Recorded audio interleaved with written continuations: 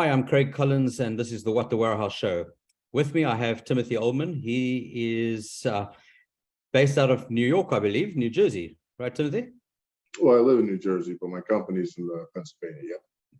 Oh, in Pennsylvania. Okay, great. Timothy, thank you and welcome to the show. Tell us a little bit about the company. Yeah, well, I work for a company that makes those things you get in the mail from Amazon, the bags and the manila folders with the bubble wrap. We make that here and we ship it out all over the world, actually, for Amazon. We also do FedEx, UPS, the home testing kits that they send out in the mail. We made those here as well. Right.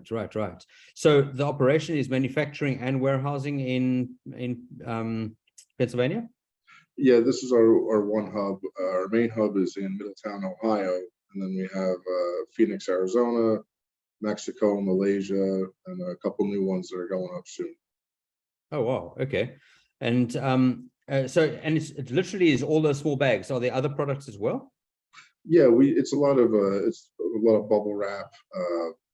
Do a lot of those manila folders you get in the mail as well, whether they have bubble wrap on the inside or not. But it's a lot of packaging material. Yeah.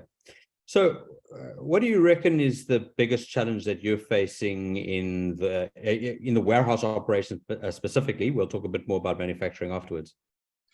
Well, the manufacturing, I don't really touch much in that. I mostly deal with the logistics and inbound and outbound. And right now, it's just supply chain, and you set up an appointment, and it's very rare that they're there on time. Really, if you get the same day, that's a good day. But if they're never on time, so it's just managing that and making sure people get their orders within the window that they expected. Yeah. Do you have any idea as to why people are sort of so lax now? I think it's because they try to push so much together. So they try to do, I can get 7 loads done in a week, but they think that they can get in and out, unloaded and loaded right on time. That never happens. There's always delays. So I think by the end of the week, they're so backed up that they just let it go and try to get another carrier in to recover it. Right. Do you use brokers, or is it are you pretty much dealing directly with the transporters? A little bit of both, actually. So we have a company that comes and picks up most of our products called NFI. They're about an hour away, and then we use brokers as well for the smaller stuff. And then we'll even reach out to like FedEx and UPS for quick little deliveries here and there. Right. So now your role is warehouse manager, right? Yes. And do you use any technology in the warehouse at the moment? We have a Microsoft D365 that Right. we kicked off about, I want to say it was August or September of 21 that we started to use it. And I love it. It's a great tool that I use constantly every day. So I have weekly calls with the other warehouse managers, and we all just kind of bounce off of each other. We all love the program. So Right. It's great. And are you using sort of traceability and bin management and everything like that inside Microsoft DC? Yes.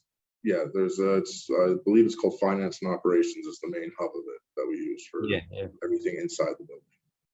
Right. And does it support barcode scanning or RFID or any of those technologies at the moment? Barcode, yeah.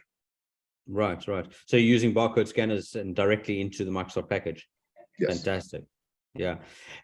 It's quite interesting because many years ago, I was doing barcode scanning applications, and I tried to convince some of the ERP vendors to build the functionality for scanning directly into their product. And they just wouldn't go there, And now you've got a few of them like Microsoft that are starting to do that stuff. Right. Yeah. And now they're starting to do like a single scan functionality, which makes it a lot easier because there's about 4 different barcodes that we use per item. And now we're trying to do one and just make it so much easier. So what, using a QR code? Yes. Right. And are you using it for both inbound storage management and outbound? Yes. Right. So tell me about your picking operation. Is it fairly complex? Not really.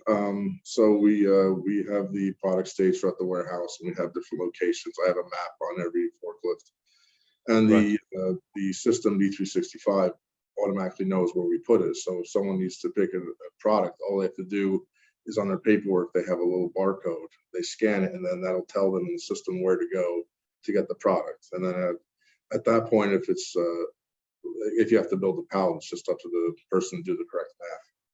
Yeah. Okay, cool. So from a warehouse specific point of view, inside the warehouse as opposed to the transporters, do you have any challenges there that you battle with? Just besides human error, nothing, nothing really systematically. Yeah. No. They've gotten it pretty. I mean, when we started, yeah, of course, but right. We have a team here that's really done their due diligence, their homework, and I don't even know when they slept because they seem to have fixed this fairly quickly for us. So. Right, brilliant. And tell me a bit about your products. I mean, do the products have any traceability requirements around batching or batch numbers, lot numbers? Yes. When we bring them in, each one has it's so we have a raw material when it comes in on the truck that has a certain batch number, and then when it gets to the machine to make it into the product, it goes to finished goods, and then it has a whole new barcode on it. So that barcode is linked to the product material when it comes in on the number. So we give a lot number when it comes in, goes through the machine, and then converts it in the system to a new barcode for finished material. Right. We're able to trace it from the minute it comes in. Yeah. That's fantastic. You know, one of those things that you don't automatically think about is that packaging for product delivery should be traceable. Absolutely. And yeah, and you know, one would always ask the question, well, why? You know, I understand why chemicals or pharmaceutical products must be traced, or food products, but not the packaging. But obviously, you know, everything should be tracked, so it's great. Well, the biggest thing I think of that we had was we had a glue issue where the seal just wasn't sealing right.